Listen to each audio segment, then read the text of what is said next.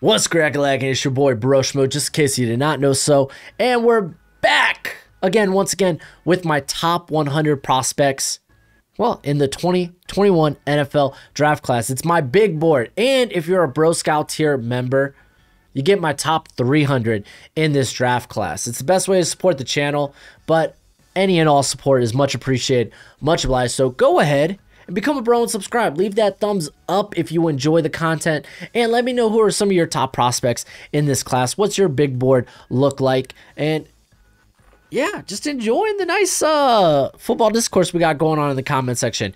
I'm going to kind of briefly go over each of the some of these prospects. If you want more in depth, you can check out any of my videos. I go in depth on a lot of these guys, or just join one of my live streams. I'm more than happy to talk draft. A lot of my subscribers could attest to that. So let's go ahead. Let's get in and let's start with, okay, Trevor Lawrence, easy. He's number one. He's going to be number one for a lot of people. Probably 90% of people are going to have him at the top of my board. The difference between my board, I'm going to admit this. I take positional value into account here. So you're going to see quarterbacks being the most, you're going to see quarterback just be in the most valuable position on a team a lot higher. So let's just go with my next three. It's Wilson, it's Fields.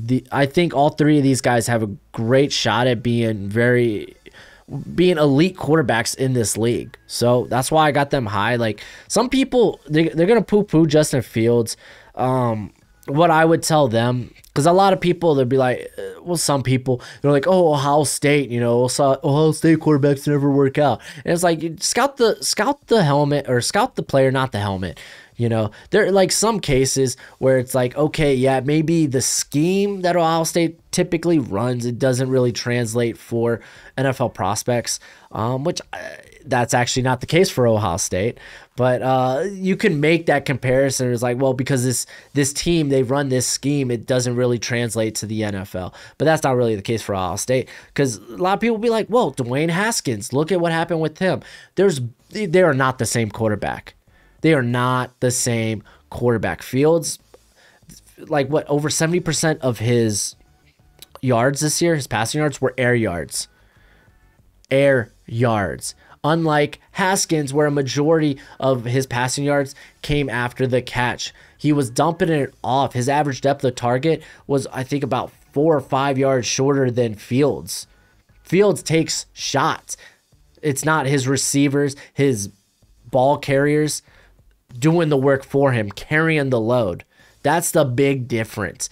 And Fields probably the most accurate quarterback in this class.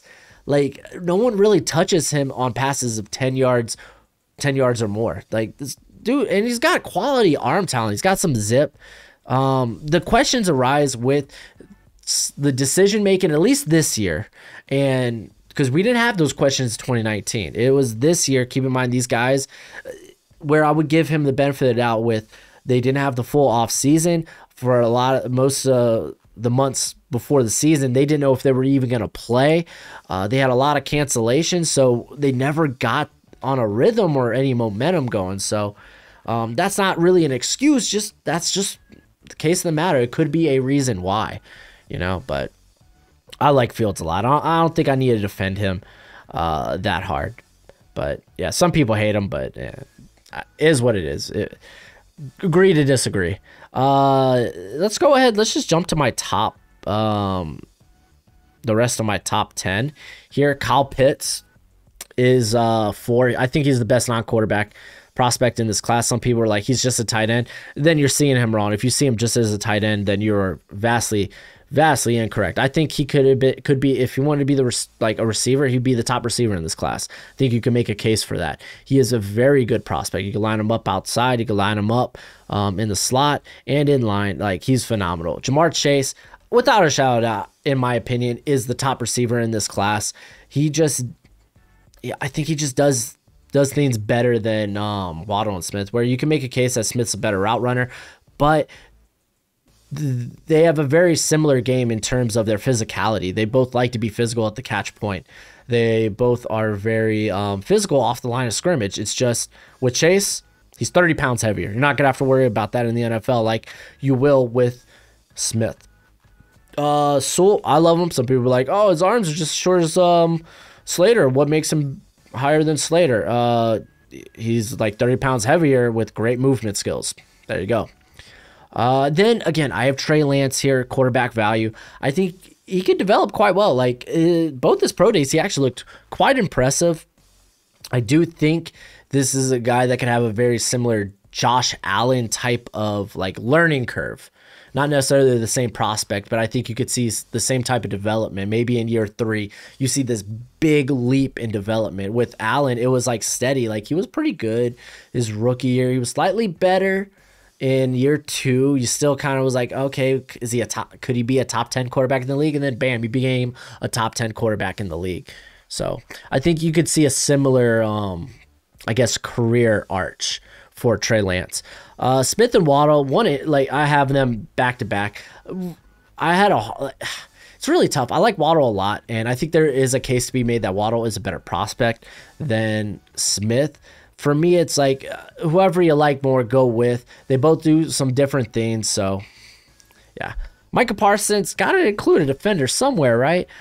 He's just phenomenal, man. He's just got insane movement, like skills and speed for a man his size. Like he is not like many linebackers we've seen. Typically with his testing scores, you'd think he was like 220, but he's like coming in with like close to 250, 245.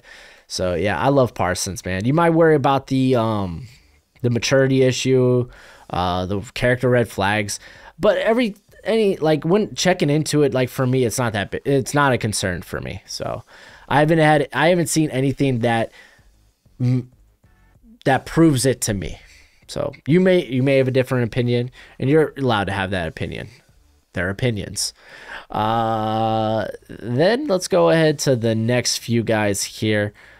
Let's stop with Parsons. I got Slater. Slater's moved up quite a bit. Again, dude had a great pro day.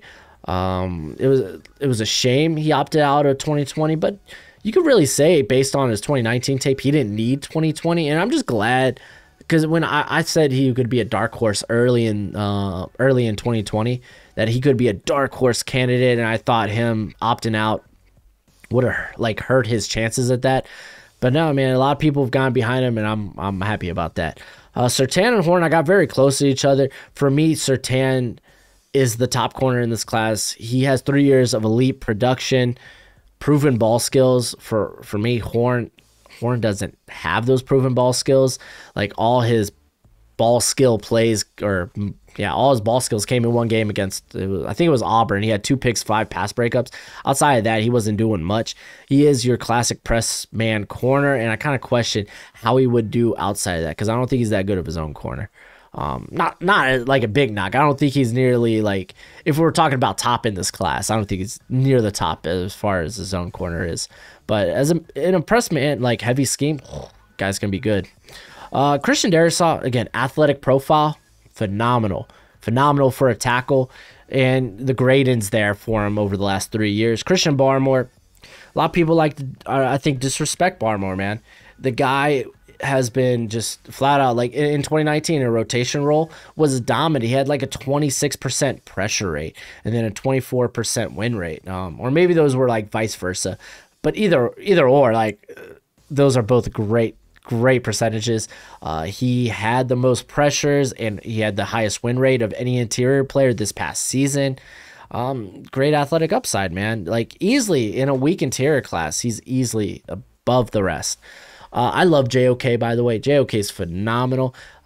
But you're going to really have to be, you got to have a role in mind, man, whether he's playing in the slot a lot or maybe close around the line scrimmage, like a weak side linebacker or such. I won't have him in the middle, man. Middle ain't going to be where he, like in between the hashes there. Nah, it ain't going to be, that's not where you want him. So you got to have a plan. I love this guy, though. I love him. Let's keep moving. So Rashad Bateman, man, I love Rashad Bateman. I don't care if he's 6 foot 295, 33-inch arms. The man's got reach. He's got a huge catch radius. He can separate. Man, go back 2018. He was doing the vertical stuff. 2019, he was doing the route running stuff on the outside, and then he moves to the slot in 2020 and was adequate. I love Bateman. He's a phenomenal route runner. He can win downfield. He's got contested catches on tape. It's great. Trevor Merrick, for now, like top center on the board. I don't think you really can make a strong argument for anyone else. He's got the athletic ability, the athletic profile, the size, just everything you look for, and 2 years of great production. Kwity Paye he like edges out my other edge talent. Like they're all real close for me, but Kwity Paye, he edges them out, man. Physical freak. In terms of development, he's not there yet, but I could see this guy being a very dominant Pro Bowler in a couple of years. He has those type of traits. That's the thing about the edge class. It's a lot of traits with minimal production. And then Mac Jones has got to be somewhere. I think he is still a first round worthy quarterback. It's just for me, I do like the arm strength is not great for him. Like, and people get confused when you say arm strength. It's like, dude could throw bombs. The problem is those bombs go like 60 feet in the air opposed to like line drives. You want to see your guys throw with zip. He's not one of those guys. And you don't have to be an athletic quarterback to succeed. It just kind of helps. He doesn't have that athletic ability, but I think he maneuvers the pocket very well. He throws with great anticipation, pinpoint accuracy. You saw it at the Senior Bowl when he was forced to throw to tighter windows. He was doing that. I was happy to see that because he doesn't have a lot of tight window throws back on 2020 because, well, Alabama was extremely dominant and Waddle and Smith provided a lot of separation. And then Caleb Farley, man, I don't want to push him too far down. The back injury stuff does scare me for the long term. I don't think it'll be a problem early, but it does scare me in the long term. But the guy has top 10 corner, shutdown corner traits. And then, y'all already know, I love Azeez Ojulari. The guy's got great length, full toolbox of pass rush moves. You kind of worry about how you just worry about power in general. Can he convert speed to power? Can he get stronger? Especially still being sub 250. But I love him. He's just got a special bend, special flexibility around the edge. And let's keep this moving. Jason Owe. Like I said, the rest of these edges are pretty close. Owe just tested out like a monster. But he's not all the way there yet. I think similar, like in terms of like, I think he's much like athletically and physically a better prospect than Yetur Gross-Matos. But I think in terms of how far he's come along, I think they're about similar at that, if that kind of makes sense. Elijah Moore, I love a lot. He can play on the outside potentially. We just haven't seen it. But if anything, you're getting a very good slot corner slot receiver. There we go. That can burn you deep, or he could tear you out from underneath. He has contested catches on film. The guy gets after it. I like him a lot. Greg Newsome. Only problem I had with Newsome is he really didn't get a chance to play top competition. He got hurt early in the Ohio State game.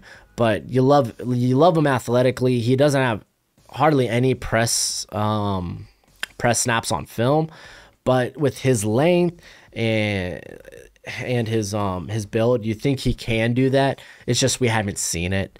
So he's a good prospect, man. I'm gonna say this now, man. I'm telling you, based on what I've heard and read from a lot of these NFL I guess analysts and such, it sounds like he's gonna go top 20. And then Tevin Jenkins, man, he is just a mauler. He ragdolls people around. Just you love to see it. Jalen Phillips, really, he's only this low because he does have like top 15 potential. The concussions really do concern me. They won't be a concern for some people. He hasn't had a concussion in like a couple of years. But when you're playing there in the trenches, for me, it's just a matter of time, man. It's very physical down there. Kadarius Toney. It sounds like it's so tough projecting where he may go, but I like Toney a lot. It's just he's exceptionally raw as a route runner. He's really at this point right now just a guy you want to get the ball into his hands immediately. Maybe down the line, maybe in a couple of years, he becomes this unstoppable threat because he came in weighing a lot bigger than I thought, 6 foot 193, but. Yeah, it's just not all the way there yet. He might be some guy you have to scheme around early. Keeping this moving, Elijah Vera Tucker, man. I feel like I'm kind of disrespecting offensive interior lineman, but like for me, you're really not top 15 unless you're Quentin Nelson. Vera Tucker's really good. Some people might want to line him at tackle. I think that's a mistake. I don't think he's athletic enough, but this guy's probably the best pass protector at guard in this class. I love Samuel Cosmi. I think he's a top 20 pick in any other class. This just happens to be an exceptionally deep class. He's phenomenal. One of the most pass proven tackles in this class. Yeah, man, love it. Jamin Davis, man, here at 31. Just his pro day, dude. Those are just day one numbers. He only has 1 year starter experience. You kind of wonder why didn't he start earlier there at Kentucky, but he looked great. He's long, he's fast. That typically gets drafted early in the league. You're willing to bet on that. Just think Tremaine Edmonds. Teams are willing to bet that they could develop those guys. So that's why I got Davis up here. Terrace Marshall Jr., he big, he fast. Xavier Collins, looking phenomenal too, man. It was really tough to decide who would go over here between Davis and Collins. And I have Davis just edging him out just because I feel like Collins is a bit more scheme specific. And then Dylan Redins, another fine pass protector. Looked like he belonged at the Senior Bowl. That's really what I wanted to see. Keep this moving along. By the way, I think 34 is where all my first round grades are. And then at 35 starts my second round grades. Santi Samuel Jr. Dude's phenomenal. Only concerns is his size, his length.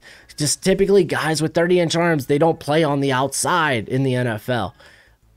I really think there's a good chance that he can be the exception.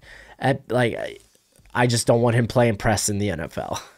Rondale Moore, man, high-end gadget player. At least early, he is going to be a very high-end gadget player. I'd love to see him get some snaps in the backfield. Nick Bolton, just a solid linebacker. You ain't going to tell me nothing. Carlos Basham, big, explosive. Love that dude. Walker Little, I'm a little higher on than some people. And really, I'm basing a lot of this on Paul Alexander. So I'm trusting you, Paul. Gregory Russo, man, dude, his testing really sucked. He opted out. In terms of his testing, he just no agility, no explosiveness. He didn't want to see it. It was like, oh, man, I really wish he then put on more pounds so he'd maybe convert to the interior. That's actually where he got all his, a majority of his pressure and his sacks came from rushing from the interior there in Miami. It's just a guy that struggled to bend the edge in 2019, and we not getting to see him play in 2020, I think, really hurt. I'm a sucker for Richie Grant. I love his coverage versatility. It doesn't matter where you line him up, box, slot, safe, deep. It's great. Then Elijah Molden, I like a lot as well. I think worst case scenario, you're getting a top 10 slot receiver or slot corner in this class. He did show a little bit down the stretch when Washington played him deep. He looked good, so maybe he could be a deep safety in this class. And then I got Wyatt Davis. I really like going back to the Alabama game. He handled Christian Barrimore pretty well before he got hurt. And it was like watching the same Davis from 2019, who I thought could be a top 20 pick. So I'm still feel like I'm going to be pretty high on him. Landon Dickerson, he could have been higher if not for the injury. You don't really he's not he's a fridge. He's not athletic, but you don't need to be that athletic to play on the interior offensive line wise. But I think he could be a good center in the league. I think he can. Oh, first running back off the board, Travis Etienne, my favorite running back in this class. The dude is just a home run threat. De'Ami Brown might be one of the best vertical threats in this class. He's got one of the biggest vertical route trees you'll probably see in this class. Jabril Cox. Everyone already knows, man. I love Jabril Cox. Guy is phenomenal. You kind of worry about maybe is he just a coverage linebacker? I think he'll be able to hold up in the run game. Maybe use him more as to get pressure. I really wish LSU used him in that fashion because he actually did a good job when he was at North Dakota State of get into the quarterback. So maybe that's something we just didn't get the chance to see at LSU. And then to finish off my top 50, Devontae Williams here. As you can see, Najee Harris not too far behind him. I have all these guys, the running backs, very close. It's really whoever you like from this class. All three of those guys are very good.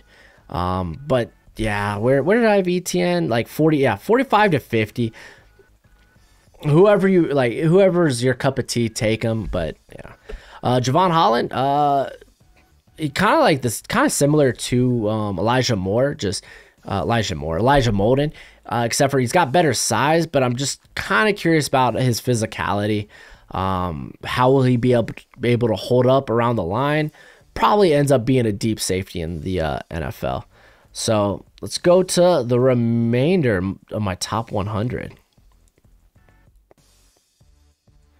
All right, now I got Jackson Carmen. I'm a big fan of his game. There's some things he can get better at, but dude's actually really athletic for his size.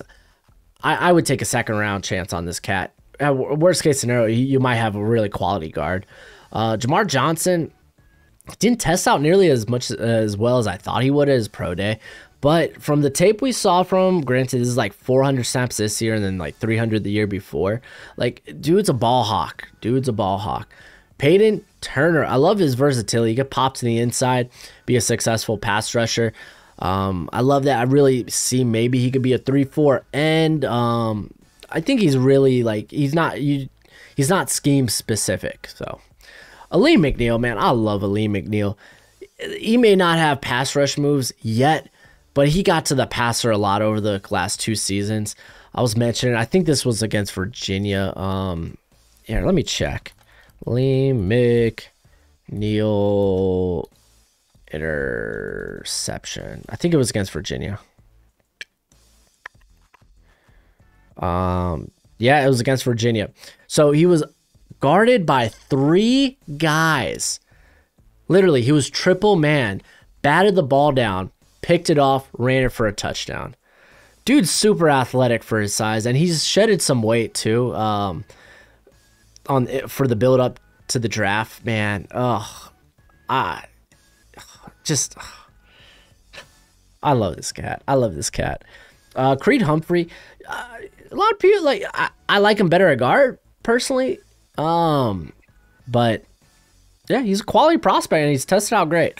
Pat Freiermuth, I kind of moved him a little further down my list, just because he's not like a transcendent tight end prospect like Pitts, but is Pitts really a tight end? Freiermuth, a bit more of the safe option, quality blocker. He'll do some things after the catch, but more times than not, probably won't. But I'm willing to take that cat in the second round. And then Brady Christensen, I might be a little higher on him than some people, but I like how he tested out. He's, for the most part, he's dominated. Granted, he dominated I'll say this, he dominated the competition in front of him. The one game, though, he really struggled was against Peyton Turner. But look, I have Peyton Turner at 53 on my board. So I'll give him benefit of the doubt. I think he'd develop into a very good tackle, if not maybe a guard. Let's keep this list moving. That's right, I got Quinnen Miners here. The dude's just an athletic freak, man. You might need to develop him. I wouldn't start him at center right away if that's where you want to put him, but I think you could play him at guard right away. I'd love him in a zone blocking scheme. Yeah, the dude's solid. Joseph Asai, phenomenal athlete. I just worry about how he deals with power. He was ragdolled by Tevin Jenkins. I think that's the second time I've used the term ragdoll in this video. Interesting. Alex Leatherwood. Apparently he's starting to ascend onto some people's lists. I think he's going to be a solid tackle in the league. It's just not like he kind of reminds me of Andrew Thomas a bit. Except for Leatherwood gets caught being what seems like lazy sometimes. Just lazy footwork. But he has he has the physical profile, the length to stay there at tackle, could play guard, but I would try him at tackle first. Tyson Campbell, this is where the cornerbacks class, I start having them come back. Tyson Campbell, just a wonderful athlete that could really work on some things. kind of concerned that he might not have great movement skills, so he might be very scheme dependent, just a man zone cover scheme. Ifeatu Melifonwu, guy's got a lot of good traits, man. Great size, great athlete. Just very traitsy. He might be a guy you bring slowly. Don't move him to safety though. Don't do him dirty like that. Don't move him to safety. Not like Obi. And then Joe Tryon, I moved him up quite a bit in my he was a guy I thought a lot of people were overrating because they have him in the first round. I think that hype's kind of died down. For me, I'm willing to take him in the second round. Like, he is a very, very strong man at, like, I think he's only like 251. Very strong man. One of the best bull rushes in this class. It's just from a technique perspective, it's just not there yet. I don't even think you could have him on the field if you anticipate a run play. He just played the run poorly in 2019. He opted out of 2020, but a guy that I think could be pretty dominant somewhere in his career. Liam Eichenberg, sounds like everyone's viewing him as a guard now because of the arm length. I think there's a chance he could maybe stick at right tackle. Worst case scenario, I think he could be a stellar guard. He is a very technically sound football player. All right, and then I got Osa Adigizua. I love Osa Adigizua. I think he could be, ideally, very explosive 3-4 end. Andre Sisco, if not for the ACL injury, I think he could have probably challenged Merrick, but it happened. Big ball hawk, but like he's kind of a high risk, high reward type of player. Like in 2019, he had like 6 picks, but he also gave up 6 touchdowns deep. I thought we were seeing a bit more discipline in 2020, and then he went down to the injury. So Ronnie Perkins, I like a lot of Ronnie Perkins. Like, despite being like a speed rusher, I thought he played the run pretty well. My only problem is just a lot of his pressure came against Kansas.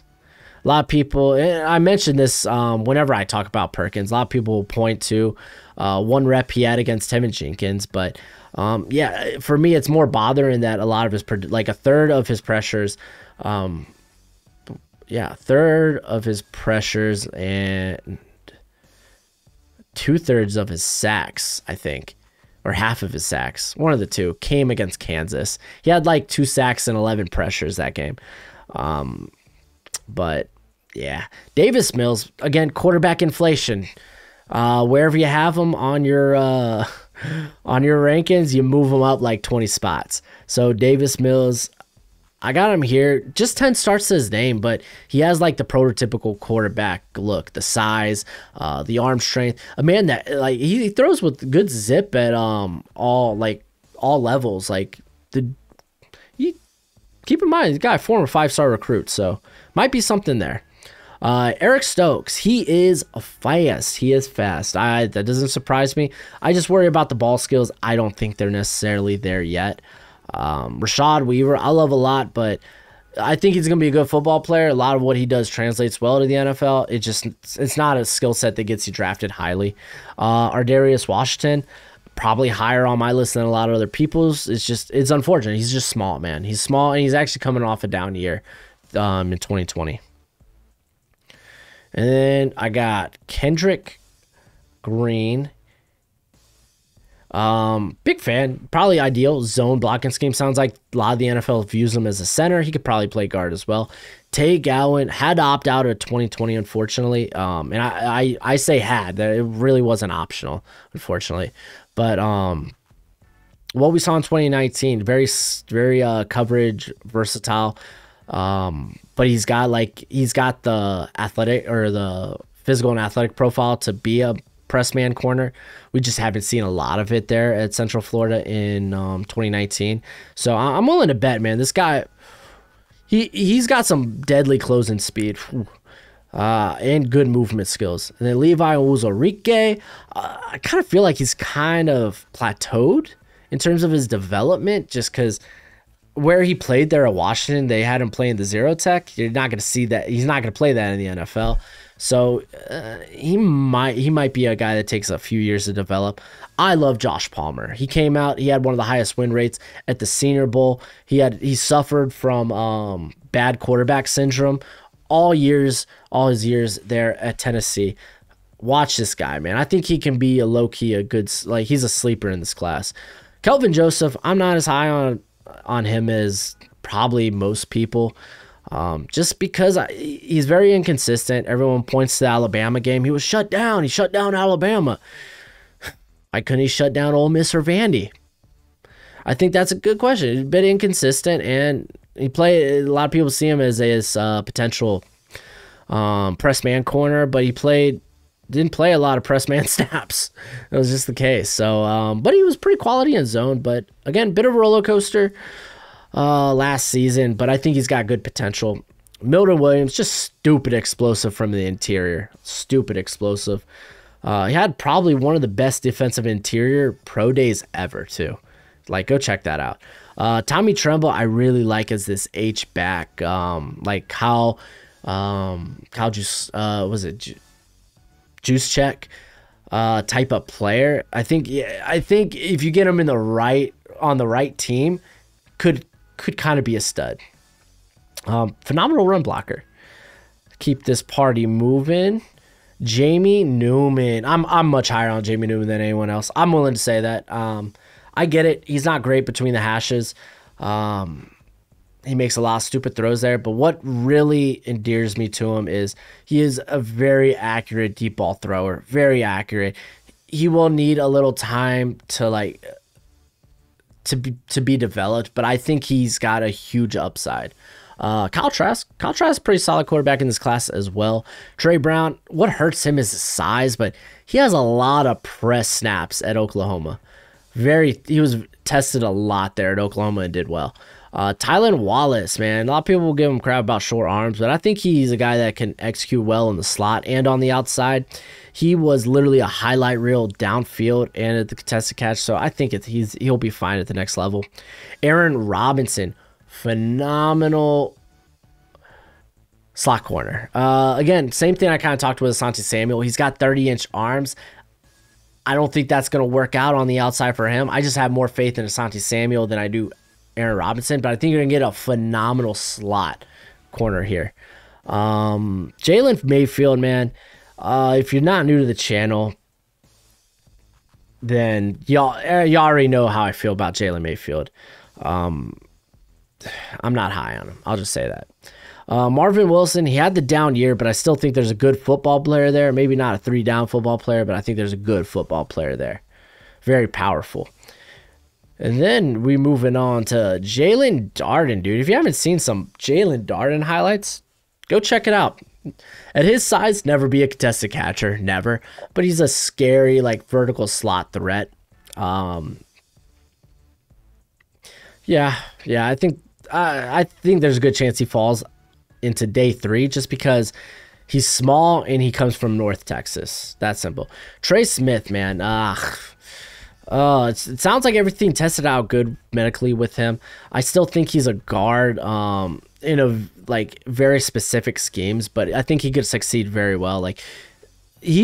Despite having shortened off seasons because of the blood clots in his lungs, I think he did pretty well. I think a lot of things were trying to hamper this guy's development, but I think he played both right and left guard pretty well. So I got faith that he can do it in the NFL. Baron Browning, he should be an edge, plain and simple. Cameron Sample, this guy's he's more of an edge setter, and then you could kind of I think dump him on the interior on passing downs. Benjamin St. Jude's 80-inch wingspan. He may not be fast, but he does not get beat deep. I like him a lot. Tamarian Terry, man, again, if you're not new to the channel, I'm a big Tamarian Terry mark. I think there's things he does that are Randy Moss-esque. That's not a comp. I'm just saying there's things he does that is similar to Randy Moss. I'm not calling him Randy Moss. I understand why some people may be hesitant on him, but not me, man. Not me. I'm willing to take a 3rd rounder on him. Amon-Ra St. Brown, just a very crafty route runner. Doesn't do anything great, but he does a lot of things well. And then I guess let's finish this list here, right? Or I'm gonna have secret 100. And then Thomas Graham, he's just a fine slot corner, probably in maybe a more zone heavy scheme. Michael Carter, I kind of question, will his physicality at his size translate in the NFL? I like to think it will. K. Johnson, he had the highest win rate at the Senior Bowl. Gotta love it. Might be a slot only though. James Hudson, despite not being great technically at all, he won a lot at the Senior Bowl. Won a lot with just his athleticism. He's a former D lineman, so he's actually relatively still new to the position. So a guy you can't start immediately, but that could be maybe a Pro Bowler down the line. Khalil Herbert, he's just, what he does translates to the NFL. He's got a low center of gravity, and he's got great tackle breaking ability. Offers nothing in the passing game probably, but I mean, he was used as a return man as well. So like Khalil Herbert, man, intriguing. Davion Nixon, he's got a great motor, a lot of grit. Yeah, man, I like a lot. Go to my defensive interior prospect video if you want to hear me talk more about Nixon. And then Ben Cleveland, ooh-wee, man. He looked like Braun Strowman, man. He looked like Braun Strowman. That's a good-looking man. That's why he's here at 99. And then 100, Bonnie Rice, man. I like Bonnie Rice a lot. A lot.